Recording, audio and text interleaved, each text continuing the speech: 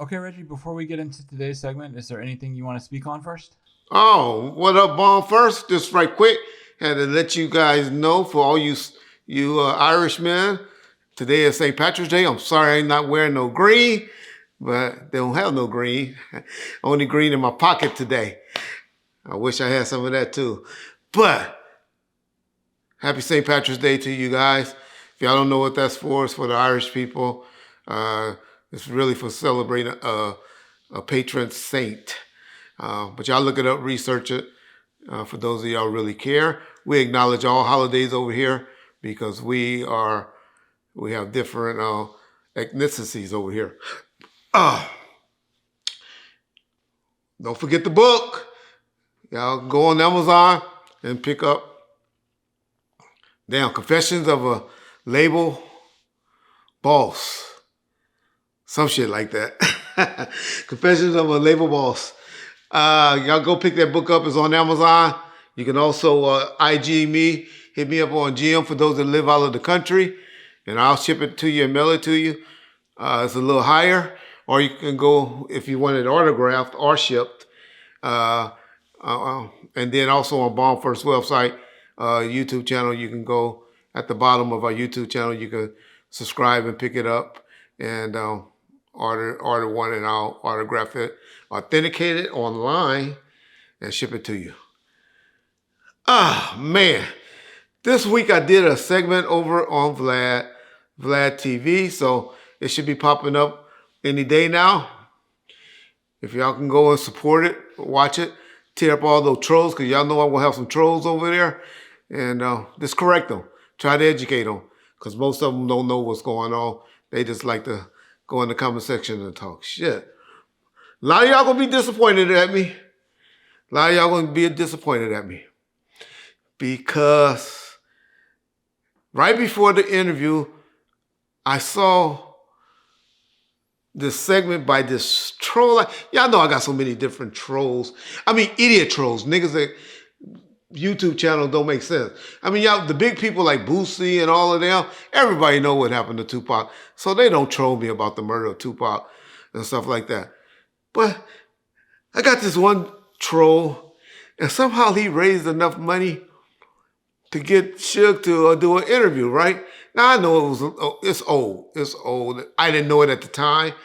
The troll just called me, and then he told me, well, he said, to be honest, it took me a while to get permission to release this video because I didn't have the funds, and it took me a while to come up with the funds. But it's still Suge said this shit. So the troll goes and he egging him on the whole interview, right? And trying to get him to talk bad about me. So then he goes and bring up a subject. Yeah, Reggie took your wife down to meet with the feds and all that. I told y'all this story when I told y'all I took one of his. It wasn't his wife, so I agree with Suge why he got mad, because that's what threw him all off. Because the niggas be lying and egging Suge on, talking about his wife. I ain't never said she was his wife, but she was a baby mama of his, but I never called her a wife. But he gonna say, yeah, your wife down to the feds and all that. Suge might don't really know what he was talking about, but Suge knows. If he listened to this, he'll remember when it was about some corruption in Vegas. And we had her go down there to talk to them so they wouldn't come fucking with her at her house and stuff. But that ain't the big thing. That ain't what the main thing was. Because I didn't get mad at how Suge responded to that, because he brushed it off as he always do when everybody try to tap at me. But then at the end, because I know he's mad, because I know who he is, that nigga go and say a word that I don't like. And I never heard him say before out of his mouth. I have heard rumors of people saying he have said that, and he called me that. Because as y'all see, Suge got a nickname for everybody. Everybody. And so he called me pork butt. So, well, y'all listen to it and see what he said. As far as pork butt, everybody knows what pork butt is. There ain't no such thing as. So I got all in my feelings after I heard about that.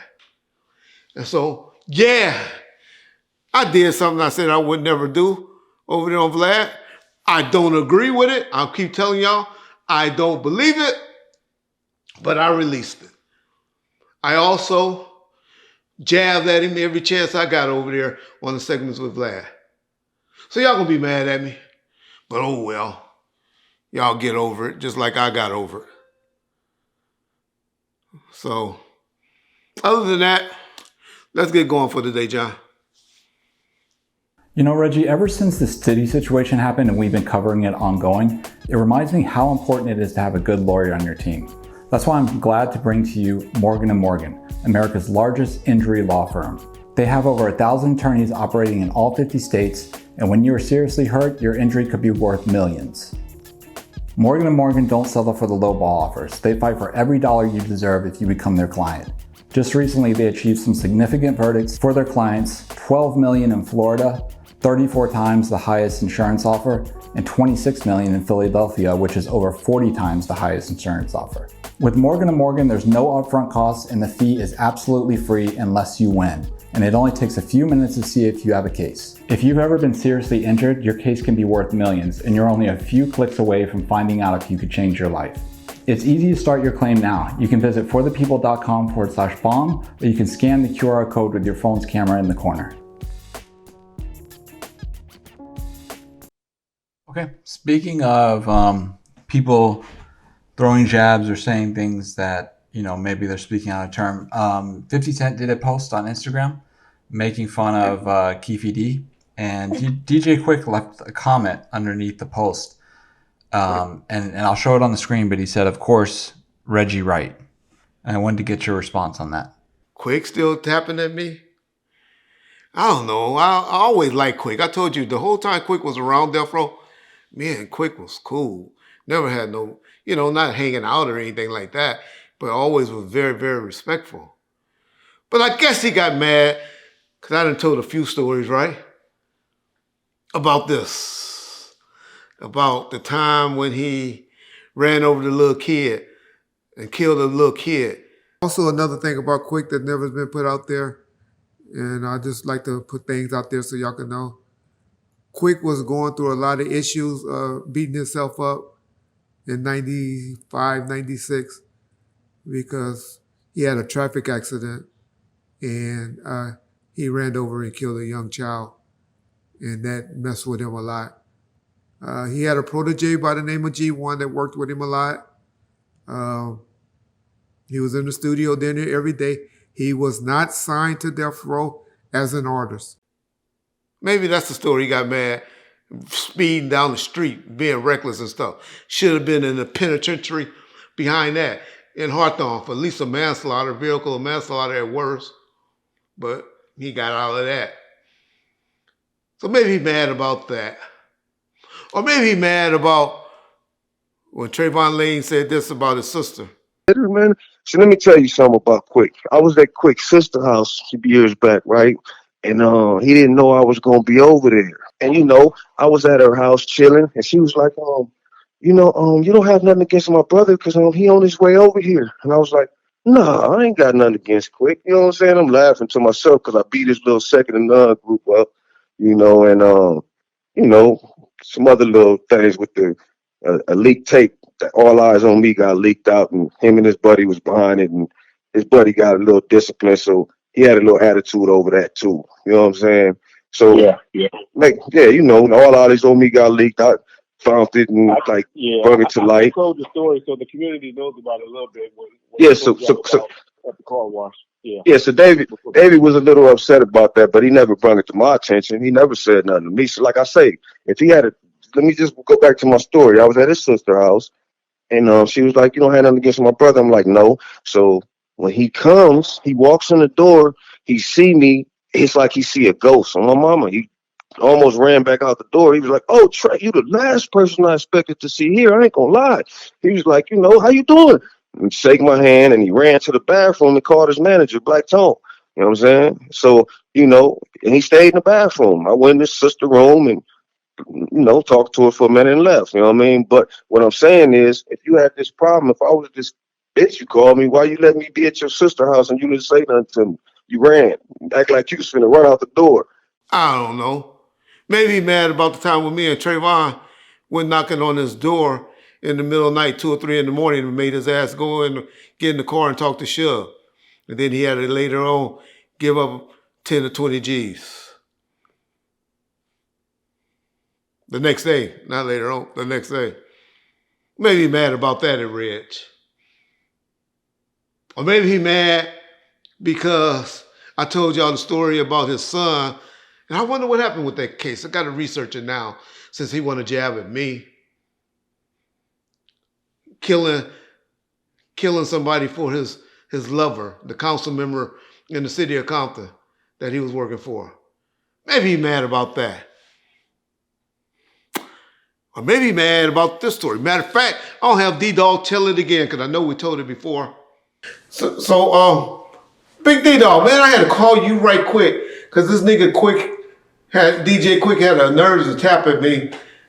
And I remember me and you talking before about some snitching allegations he had on his cousin.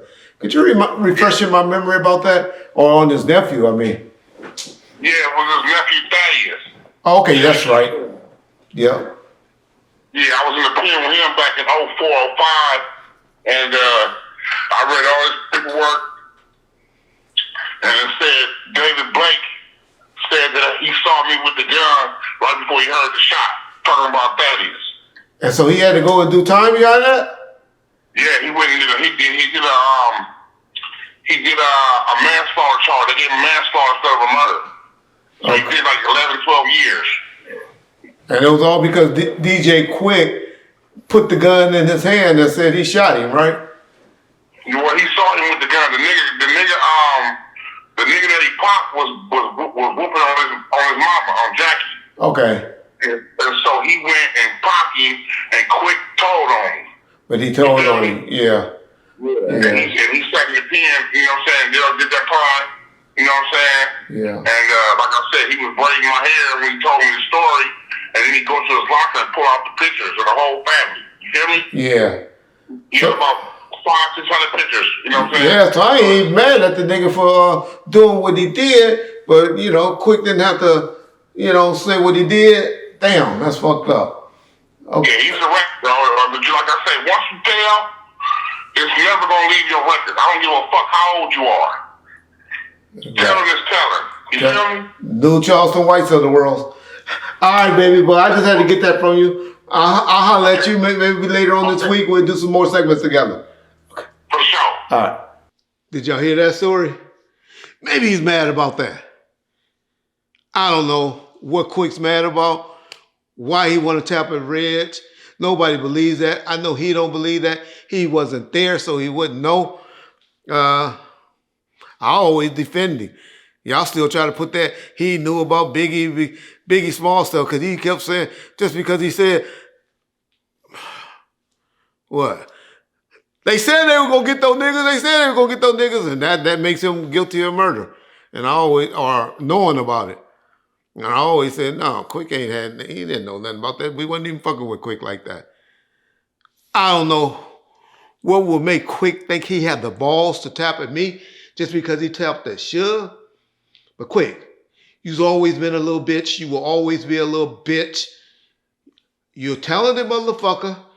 I said you as a producer, I used to call you 1B to Dr. Dre. But now, well, y'all not 1A and 1B no more because I'm a DJ Mustard fan. He has done taken over producer for the West Coast. So we need to even stop saying Dr. Dre and then Quik and all of that for producers. Because DJ Mustard will kick both their ass if y'all want to keep it real.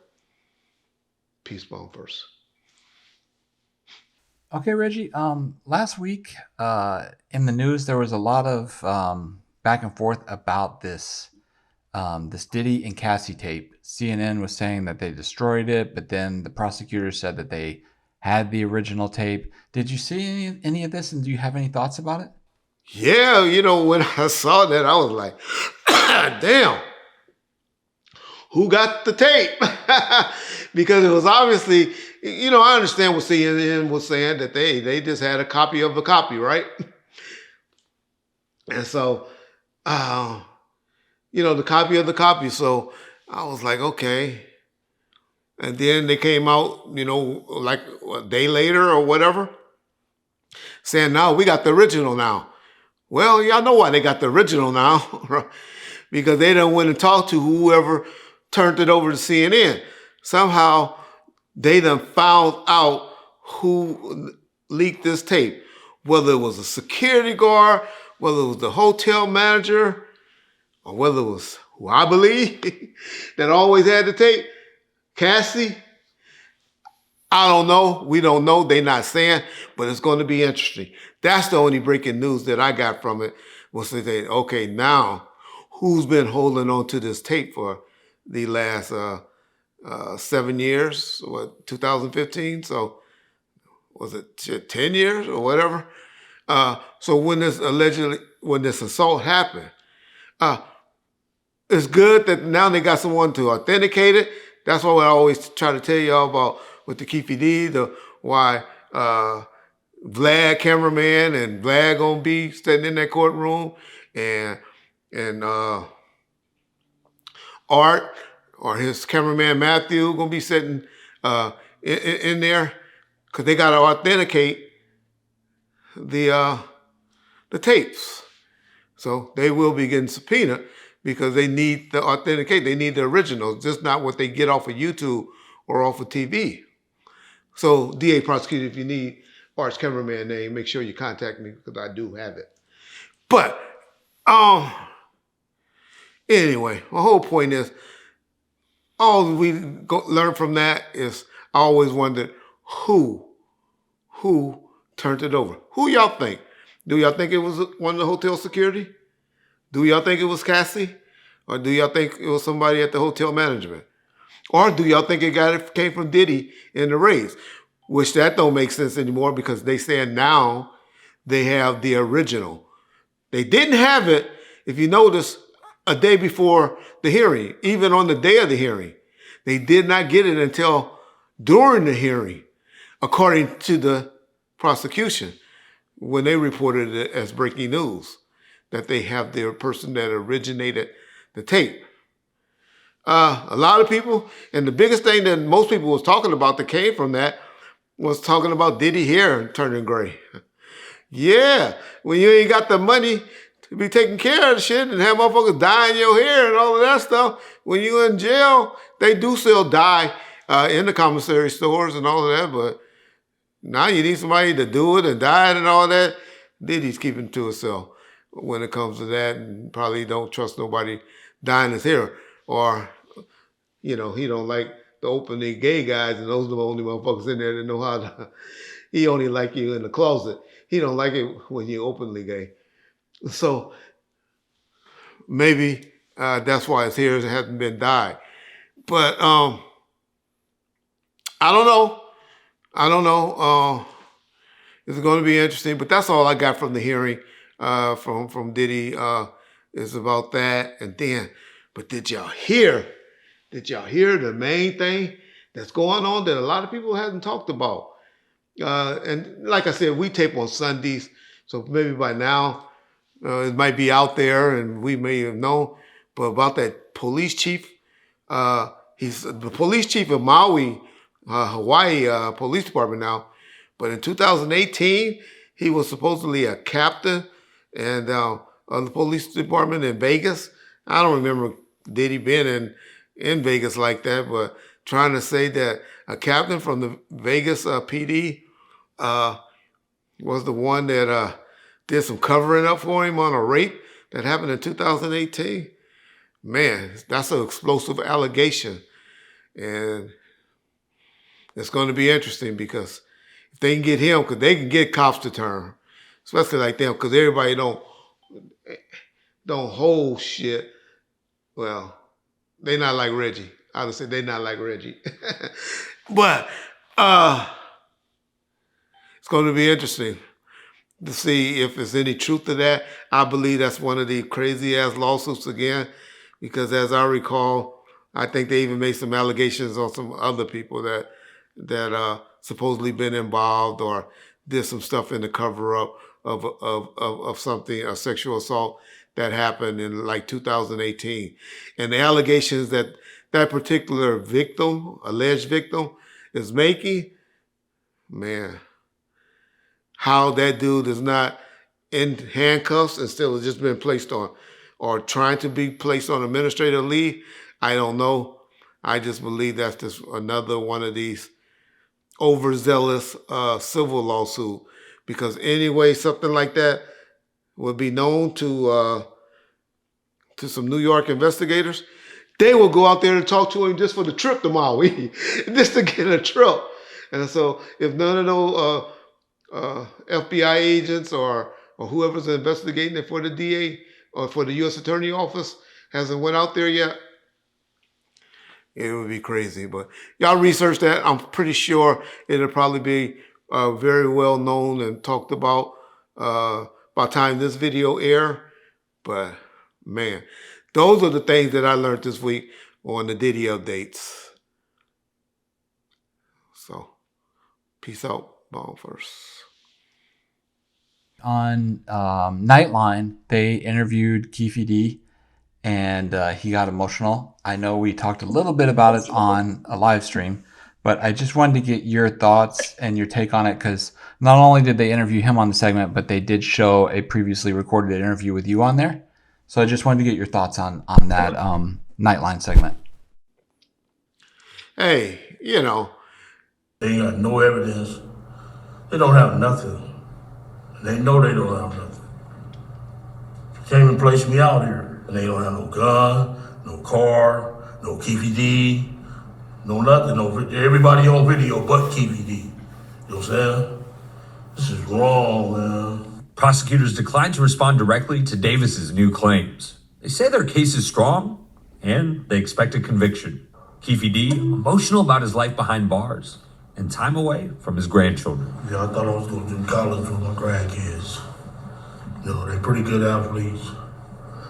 You know, 18 years later, you know what I'm saying, I did everything they asked me to do. To cry like a woman? It's a fucking disgrace. His fucking coach turned into a pumpkin. Well, let me ask you this.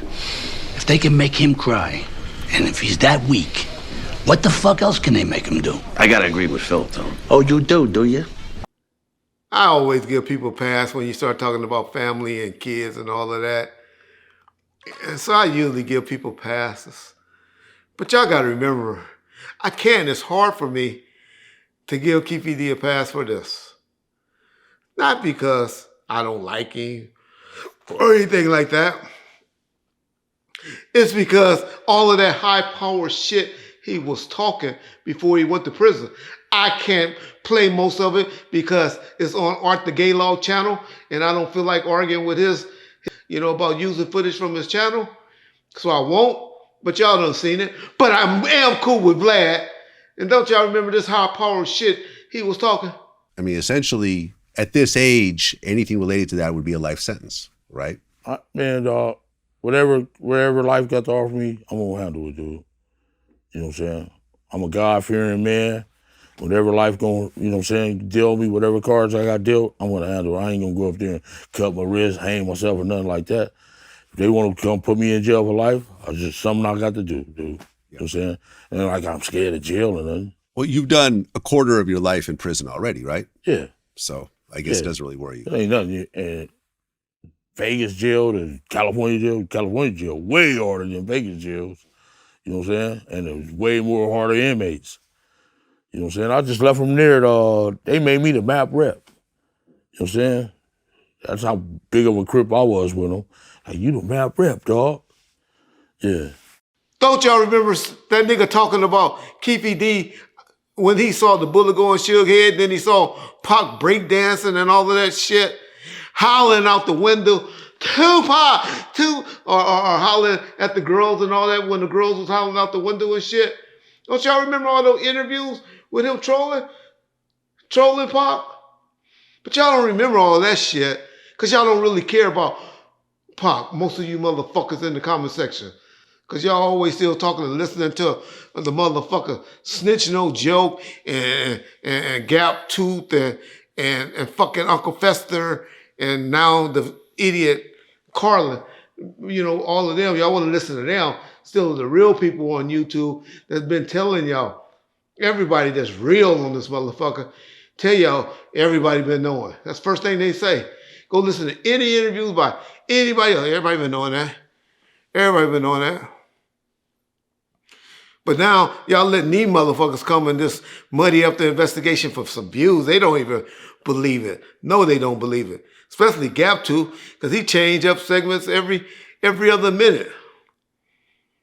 All you got to say is, I proved to y'all Reggie was fired. He was fired.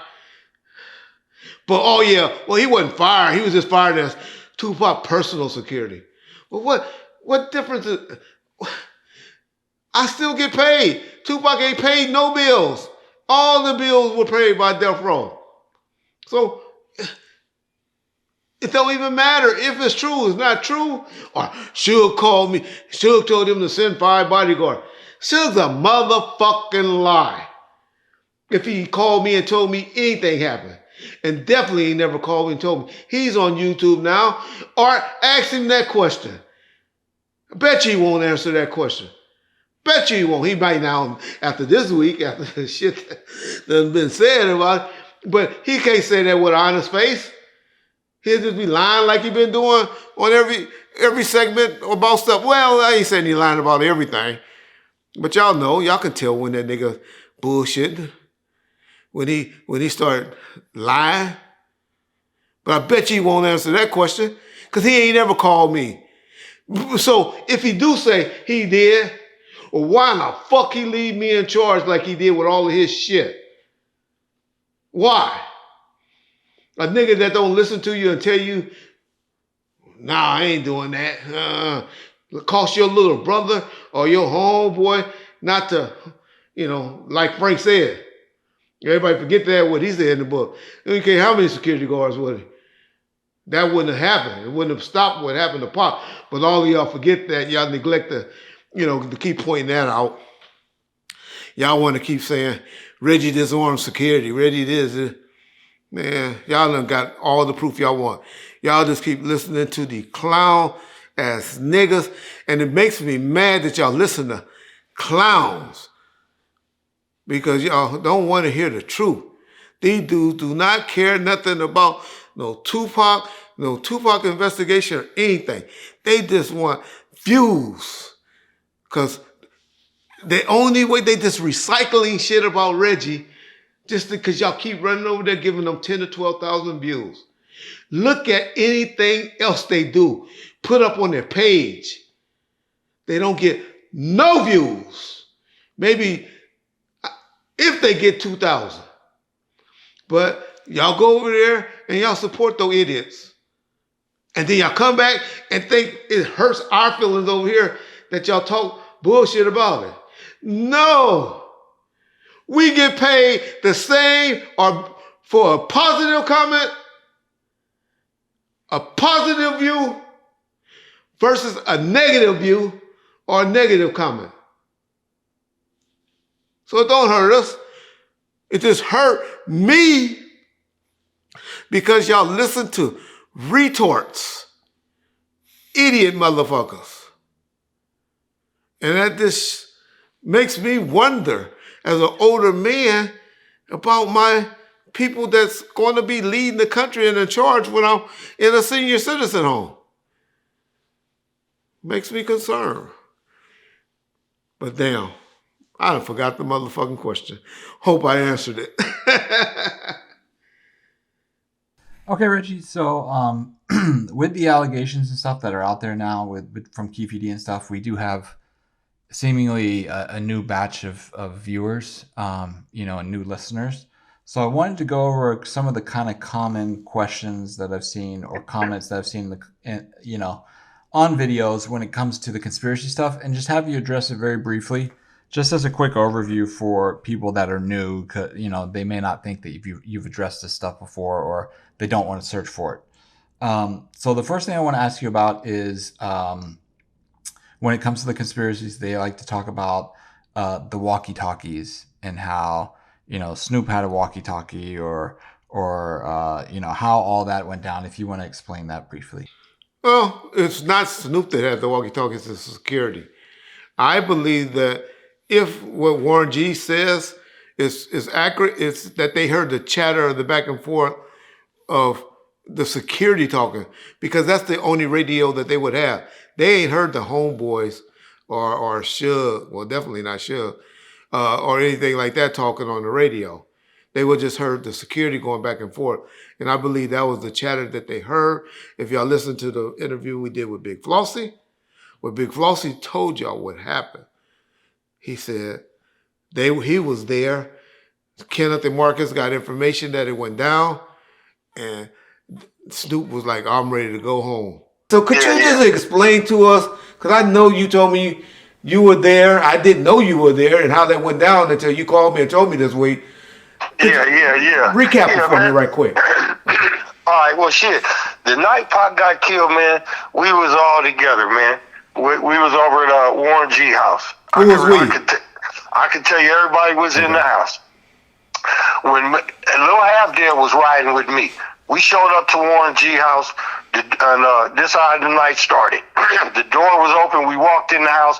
Warren G came down talking shit like, oh, man, don't walk in my house, just walk. But at this time, he had a Mexican dude over there that was training his dogs. Warren G had some pit bulls. The Mexican dude was up there, and they was training the dogs in the house. Okay. So we was there. Warren let us sit down. We was sitting downstairs watching TV. Snoop and him hadn't pulled up yet.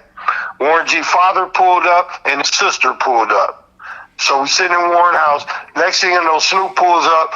It was Snoop and Marcus and Kenny, his security. You know who I'm talking about, Reg.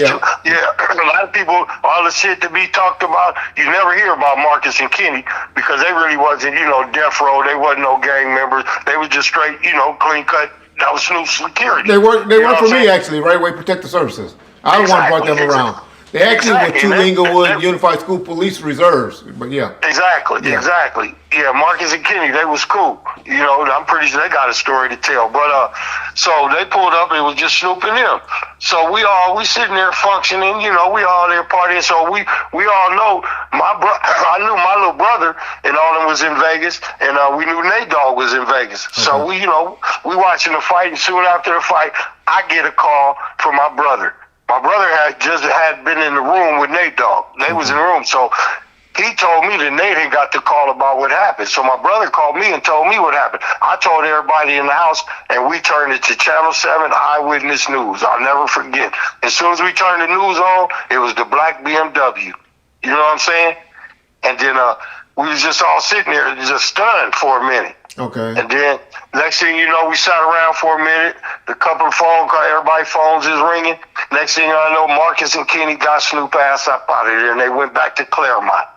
Okay, let's put some clarity on this now, because Warren got a story out there. Well, yeah, I can't. And I know you and Warren are still cool, and I ain't here to try to mess up relationships. Well, I didn't get to hear any interview. Well, so what did Warren say? What is he stating? And he pretty much telling us that, and I know you didn't hear it, but we played it for the listeners who haven't heard it. Okay. But he was on Drink Champ, and he said that they were at the house and they heard over a radio that Snoop had, a walkie-talkie, got him, and all of the commotion regarding the shooting and the incident in Vegas. And then that's when they got out. Okay. I mean, Warren, my boy, but it wasn't. It wasn't no radio. I got a phone call from my brother. You know what I'm saying? And I told them, and then we turned it right to the news. It wasn't no loud radio on because we was all eating and everybody was chilling, doing what we do. You know what I'm saying? But no, it wasn't no radio where we could hear what was going on. It was phone calls being made. So y'all go and check out that interview with Big Flossie. I don't know if John will cut it up and play a little bit because we're trying to make this quick. But there's an interview with Big Flossie talking about being there and what happened. But as I always told y'all, there were radios that security had, and then there was radios that the homeboys, and they all were on this Nextel type radio. It wasn't even called Nextel then. It was called another company. But they eventually, Nextel bought them and took over the company. Okay? Okay, the next one that I want to ask you about, which is a ridiculous one nonetheless, but people thinking that your dad was on the MGM surveillance footage that night. My dad, having had a hair full of hair, my dad has always been bald in the front. But hey, my dad told y'all where he was at when it happened. For those, my dad wasn't even that thick at that time. He's always been a smaller built guy. I'll give y'all a couple of pictures of him. But my dad been receiving hair since he was 30 years old. And at that time, let's see, my dad is 78, 79 right now. Thanks, Reggie, 78. He'll be 79 this year. So what this happened 29 years ago? So he would have been 50. So at age 50, I'm pretty sure I'll try to find a picture and show y'all this is how my dad look at age 50. Not like that guy they want to say, because they saw some fat in the back of a neck or something like that. Greg Katie's know this. I wish Greg, he knows this guy. They figured out who this guy was. He was some guy that was worked or they knew from New York or something. A Puerto Rican guy to be exact, that they found out who it was. But hey, clowns gonna be clowns. My dad didn't hang out with us. He wasn't being around that type of shit. My dad was strictly law enforcement. He wasn't stupid like me and my guy trying to make a little extra $300. He was in management. And so he wasn't running around no death row and all of that shit in 1996. But hey, y'all believe what y'all want. Okay, the next point that people make is they say, why did you disarm the security guards? Can you just, I know we've talked about it, but can you explain that briefly? No, y'all listen to Frank. In this particular time when I got to Vegas the night before September 6th, on September 7th, we had a meeting at this attorney's office. And at this attorney's office, his name was George Clinesis, something like that. And we were told by him, this attorney, that we couldn't carry our guns and this and that, blah, blah, blah, to the club that night. And it was three of us, like Michael Moore was one of them, myself, and Al Gittins, who is still with Snoop to this day, said, no, we carrying our guns. We're going to, we worked it out to where we were going to carry our guns, but we were going to have to leave them in our car while we were inside the club. Okay. And that's how my gun ended up in my car and not on my person that day. And I didn't have time to get my gun because my gun was on the other side of the valet where I had parked earlier that day. And when Pac and Suge was ready to go, they were ready to go. And I couldn't get to my car. I had a SL 500 also, at that time. And I couldn't get to it, so I didn't have it. And Pac, I was getting in the car with Pac and Suge. I literally had my hand on the back door, opening the back door. And Pac stopped me and turned and said, hey, Frank, here's the keys to Kadada's car. You go drive with the Outlaws so you could be our designated driver and drive us back after we leave. My husband sadly took his own life right in front of me, something that truly changed your life forever. Oh, totally changed my life forever. And a million years did I ever expect my husband to do that. He had went to the movies all day, and he came home, and when he came home, I was extremely happy to see him. It's like a little girl whose daddy got home. And he just was sort of, didn't say very much, just walked into the house, went into his office, and his office that had all the Tupac, he had all his Tupac pictures and everything, all his, yeah. And he got into his gun safe. And I was like, I was just talking to him, I didn't think anything of it. He always messed around with his guns. It was no big deal. Just that's who he was. And so he got into his gun safe. He got his gun out that he got from the Marine Corps when he was discharged. And it was a Beretta. And I think it was a Beretta 40 caliber. And he actually pointed the gun at me first. But in my conversation with him, never once expected that he would, I didn't even dawn on me any of that. He would wasn't going to do anything. And then, he smelt the gun, put the gun to his head, and he went bang. He said the word bang. I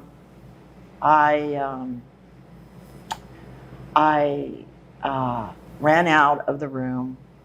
I thought he was messing around. I really didn't think he would do something like that because he loved himself. So I ran back into the room and I asked him to get up, but I smelled gunpowder and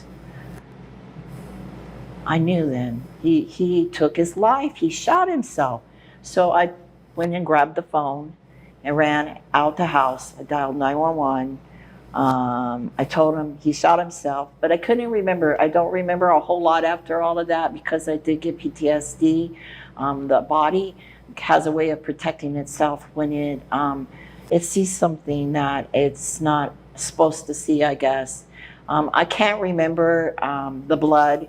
I can't remember his head was really messed up bad. He used a hollow point. There's a lot of things that I still can't remember, and it's been 8 years. Thank you.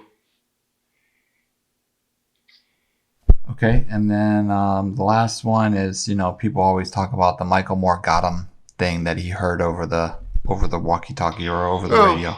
I don't know where he's saying that we were supposed to do. One minute I heard we were supposed to have been in the club, or then the next minute I heard he said or some people say, I don't know what Michael said, but that was right before we was about to get in the car. And that's another thing. Y'all got the idiots keep talking about, how in the hell? Well, one idiot keeps saying, oh, you never went to the hospital. Reggie, why you never went to the hospital?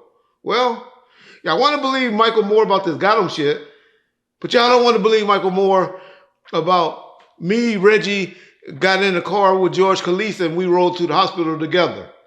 Y'all always omit that. So how you gonna believe one and believe another? But my whole thing is, if it happened inside of the club, y'all go to a nightclub. We didn't have earpieces in our ear and all of that with the walkie-talkies. We're talking about the mid-90s. Go and try to hear something inside of a nightclub, okay? With the music playing and all of that, to be able to hear and make something like that out. But okay, say no. It was outside. You get in the car. I'm just telling y'all. This is something that Michael brought up 8 years.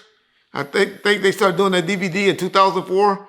RJ stayed away from it. When the interview with Joe, he said, I didn't do that interview with him. Frank and Michael brought that interview to me already done. And then we put it in the DVD. I'm telling y'all, that's some shit that Michael, if y'all haven't seen and how Michael talk, Michael think he's tough bad guy. This is a dude that was popping steroids, shooting up steroids, and thought he was, I hate Pac, I don't like Pac and all that. He thought he was the toughest nigga around. Only nigga he was scared of was Reggie motherfucking Wright. That's why he always called Mr. Wright. Mr. Wright, you see how he talk about me when y'all hear that nigga talking on the phone? Nigga don't say nothing disrespectful. Because niggas know how I was in the 90s. But wasn't taking no shit from him because he's the only one that wouldn't give up his gun. Nigga, then you get your bitch ass sent home and you won't get paid. It's how Reggie dealt with shit in the 90s. Reggie wasn't one of those for playing with niggas. Didn't have time for it. Didn't need niggas like me. They came to me for work. I wasn't hunting them down for work. I all had people that wanted to work. So, and plus he was a fireman. I was doing him a favor. Only reason I really wanted him around because I thought him and Tim knew how to do CPR. And so that was just my ploy or my thinking for hiring them. They didn't have no concealed gun permit to carry. They only had to carry the exposed. But I figured, hey, my fat ass go down or somebody go down, these are firemen or whatever, they should know how to, at least do CPR or some shit. And plus I liked him. Mike was good. Mike was I like no nonsense guys. I didn't like the groupie motherfucker. Hey, can I take a picture with you and all that? I still hate a motherfucker like that. That's why y'all ain't never seen no picture with me posing with anybody. John say I do them now, and I have done them with Vlad and James and Alex Alonso and all that. But prior to 2015, only motherfucker y'all ever seen me take a picture with, that probably my daddy and my son when he was a baby. Anybody else? Reggie don't pose with pictures. Still kind of think that's the most groupiest shit ever, taking a picture with another man. That ain't me. But I do it now. I do it now. Reggie, did you see this video that surfaced online of Charleston White back in 1992 when he was testifying against somebody? You know, because people always allege that he has no problem calling the police, which he's shown before. But did you see this video and do you have any thoughts? White repeated the conversation he says he had with Doolittle after the shooting. I said, look, you shot him. And what did he do? Started laughing. Levy had been married only 4 days when he was shot. But I always had my dreams of my Prince Charming. I found him. And it's hard to believe, but I did. And I believe in fairy tales because he made my dreams come true. And they took that away. White will be testifying against all 3 of his buddies in exchange for a maximum sentence of 12 years. Wow. Okay. Well, what's the problem, y'all? Everybody do it. Everybody, y'all for some reason love these snitchers. Y'all got video of Little Woody. Y'all got video of Bosco 100 and his mama telling y'all that he told. Y'all go and listen to Snitch No Joke. Here's his guy. This is co-defendant. His crimey that told it. Y'all go and listen to that. When I see him in court with him sitting next to him, I said, oh yeah. Because when he said he had to come to court, I was like, okay, well, you got to sabotage. All you got to do is say, we went to the motel, me and the girl went in, I left you with the car, you left, you never saw me again. Simple as that. All right. So when I seen him sitting next to the dude, I'm like, oh, this dude, he definitely ain't going to snitch with this dude here. I guess I was wrong. Beginning at 11:55 p.m., statement of eyewitness. Okay, sorry. Bam! Arthur Alston, sorry. Force was holding a beige knife pouch, sheath in the car. I consulted with Frank and Supervisor Alan Karen about this case. Karen indicted the previous arrested Bunting. I gave Alston a grand jury subpoena for Thursday, June 8th. Y'all go and support 6ix9ine still? Y'all support Snoop, what he tried to do after that?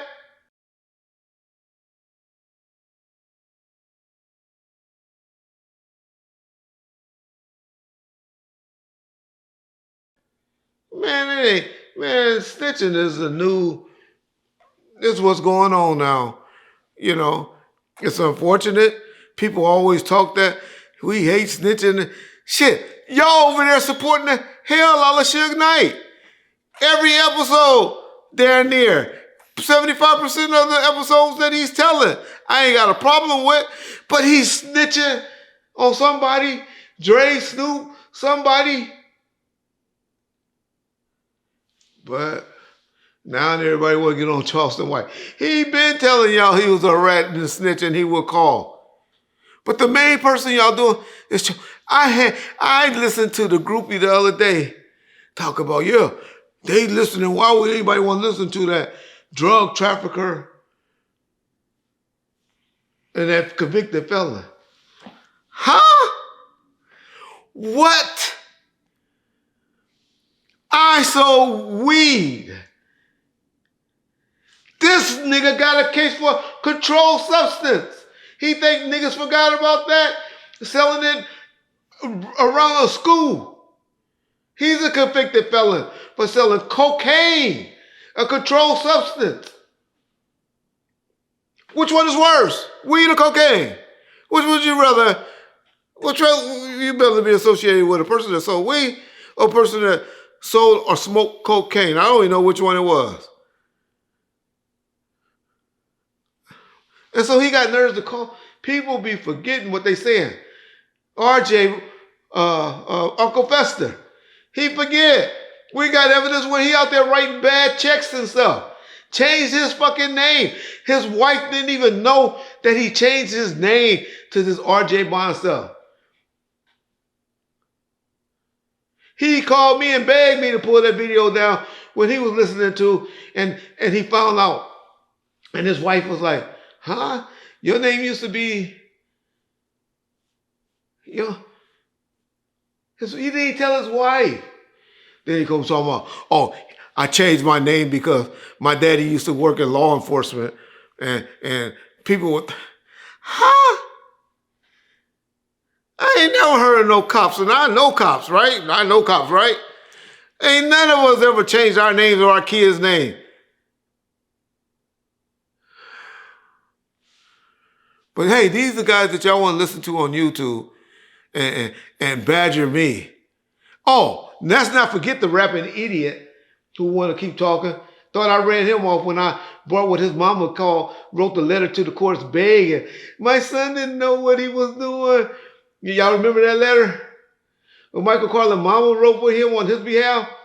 Trying to, don't please, Judge, don't do this to him, don't do that to him, because he takes care of me, and all the YouTubers got baggage.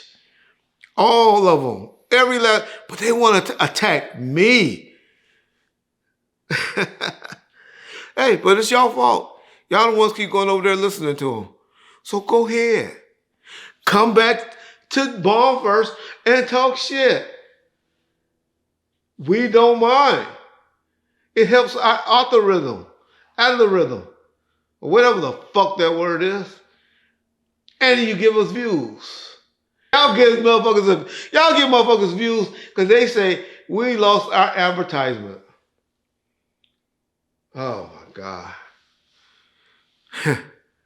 I guess we know that's a lie, huh?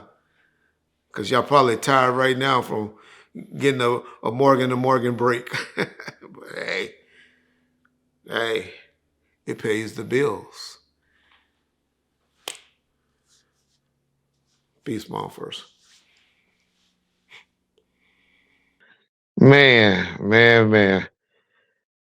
I gotta defend my nigga already. I can't let that go down. I can't let Dash do that to my nigga. All right, Dash. Y'all know I'm fucked up right now. I'm fucked up now. But I can make some calls because I am the orchestrator. Dash, you got to meet up somewhere. I can make the call for somebody to meet up with you. Take that fade, because you can't be calling him out like that. You know, over 90% of the shit that he said was true. I defend you guys, you dog pound niggas. I know y'all had nothing to do with the murder of Tupac like Suge is claiming. Yeah, I'm like you. I always heard of the story with Corrupt. I never heard that your face got spitted in. We know Suge added a little bit, salt to it. But you know the things about the wife and all of that is true. Come on, Daz. You keep talking about somebody stole your publishing. Well, did we force you to take that $75,000 buyout check from Bruce? Bruce not gonna lie for you once all is said and done. You remember your attorney, Bruce Colbriner? I'm sorry, your business manager. All right, Daz.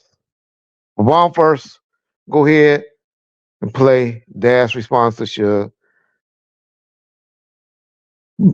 from over there at Art's channel. But this is mainly just for Daz. I don't care if we get one view, as long as Daz get it.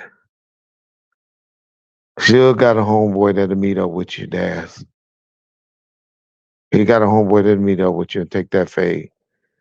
Because you can't be threatening the homie like that, even though He talking shit about me too. I can't let that go down on my watch. Not while I'm still free. Y'all listen to Daz. And then, but Daz, you know how to reach me. Reach out, homie. Yo, what's up? This Daz Dillinger. Let's get straight to the motherfucking business. First of all, I want to say, fuck Suge Knight, you bitch-ass nigga. You sitting in jail watching a karate movie jacking off. You ain't getting no pussy in there, nigga. And first, let's address the Tupac issue. You said that Tupac and I had an issue that he spit in my face 3 times. Pfft. I wish a nigga would spit in my motherfucking face. Plus, I'm not even going to do all that because I'm not going to get in because Tupac didn't even think like that. The only time we thought about you is when he told me, I think that nigga Suge Knight scamming us. And I'm like, yeah, he is, you know what I mean? Tricking off with the bitches, doing all that shit, you know, my ex and all the other shit. Yeah, he tricked off with the bitch, gave her like $300,000-400,000. She came back to the table with me and gave me some of the money and the whole 9 yard. But he mad because we was fucking his baby mama. Davina, Stormy, all them hoes. You know what I'm saying? So don't get mad at the player, nigga. Get mad at yourself, you big trick. They said your dick was this big. You know what I mean? So, you know, Reggie, ever since this Diddy situation happened and we've been covering it ongoing, it reminds me how important it is to have a good lawyer on your team. That's why I'm glad to bring to you Morgan & Morgan, America's largest injury law firm. They have over 1,000 attorneys operating in all 50 states, and when you are seriously hurt, your injury could be worth millions. Morgan & Morgan don't settle for the lowball offers. They fight for every dollar you deserve if you become their client.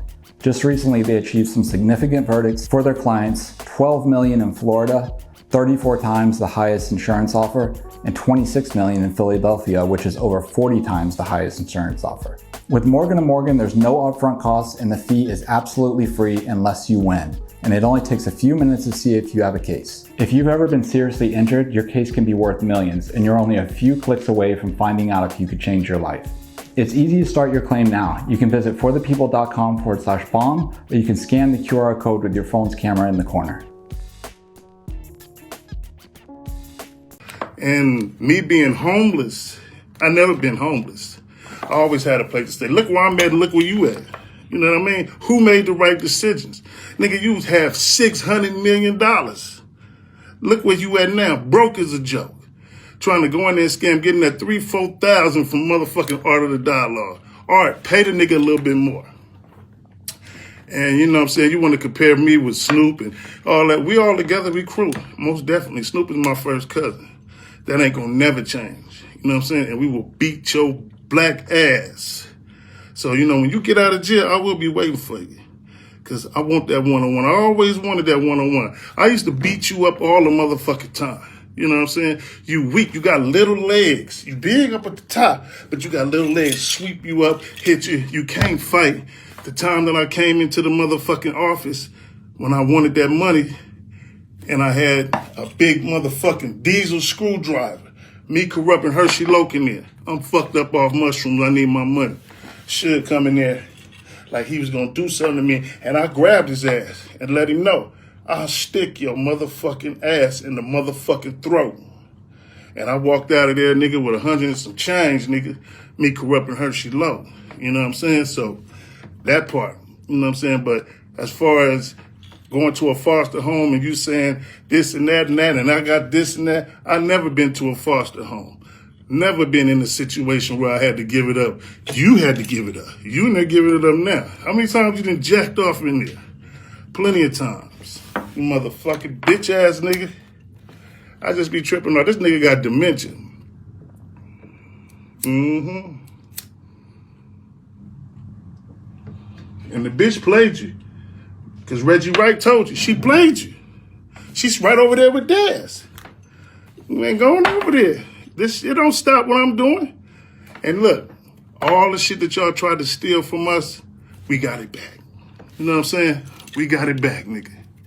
We got it back, nigga. And you ain't got nothing, nigga. So continue to keep crying and crying, nigga, because you ain't gonna get death row back, nigga. You're not gonna get death row back. You're not gonna get it back, nigga. It's over for you. You talking about your breath. Your breath stank, nigga. You had 300-400 million. Your breath smell just like pussy. All the pussy you eat because you can't fuck because the bitches they just said, we just fucking him to go get the money. Bring the money back. You know what I'm saying? If you gonna give him some pussy, fucking. You know what I mean? So, hey, Suge Knight. Sweetie! Suge Knight, you cupcake sweet paw. I'm going loose cannon on you motherfuckers right now. You know what I'm saying? But I will beat your ass, stomp you out, get up in your face, nigga, knock you out. You know what it is, nigga. That nigga Daz, nigga. I'm the only nigga from the Dog Pound, nigga, that squad. I take on their battles, nigga. Plus mine and anybody else battles, nigga, was for the crew. You know what it is, nigga. It's Crip, nigga. You know what it is. I ain't got to explain too much because some white folks, they out there looking and doing what you're doing. But, nigga, everything come out of your motherfucking mouth is a lie. Quick to jump on this quick, nigga, to let you know, nigga, all that shit you talking, straight garbage. There ain't no truth to it. So keep doing what you're doing, nigga. I see you 2032, 2038, nigga? That's when you get out 2038, nigga? Hopefully, you be living by then. But when you get out, I'm gonna be waiting right there at the motherfucking gate, nigga. I want that. You know what I'm saying? Remember, nigga, death row for life, nigga. Yeah, nigga. You can't get it back, nigga. And you won't. Cause you can't. It's that nigga Daz in the paint. Yeah, nigga.